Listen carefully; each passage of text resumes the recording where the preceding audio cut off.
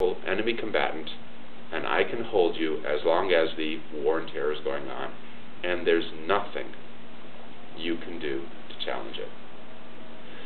There's other bad things. In these combatant status review tribunals, where essentially once a year the people get an Army officer to look at their case, and the Army officer essentially can say yes or no, this person was appropriately categorized. They can have secret evidence used against them. Any lawyer who wants to work on behalf of this innocent person who's being held at Guantanamo, who wants to challenge it, doesn't have the right to see the evidence. The Military Commissions Act says, no, if it's secret, what the Army can do is they can give a summary of the evidence, and then the lawyer can look at the summary. What else does it say?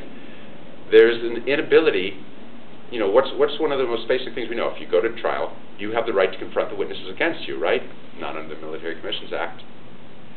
If possible, the tribunals will review evidence that could have been beaten out of somebody, and the judge has the opportunity to look at it. I use the term judge loosely. The judge has the opportunity to look at the evidence and determine whether or not, under the circumstances, it seems that this evidence could be reasonable.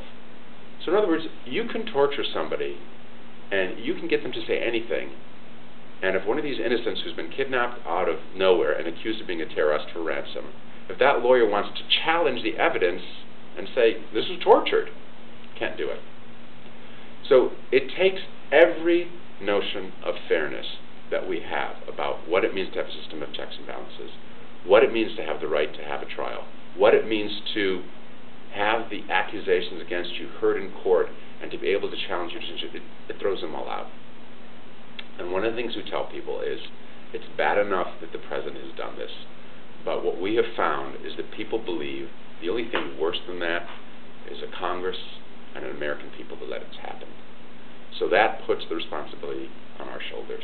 Unfortunately, this is a case where our leaders are not leading. We, the people, are going to have to lead. So that's the bad news. As of today, I have lots of good news for you, though.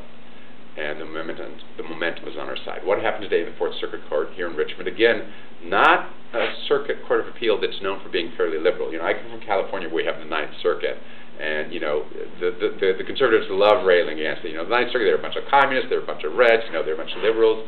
This is the Fourth Circuit. It's a conservative circuit. What did they say today? They're reviewing the case of a man called Al-Mari. Now, he happened to have been in the United States, so there's limited applicability to the situation in Guantanamo. But what they said is they looked at Al-Mari, who, again, the president determined was an unlawful enemy combatant, and the court said a few amazing things. One they said is the president doesn't just get to decide. There's got to be proof.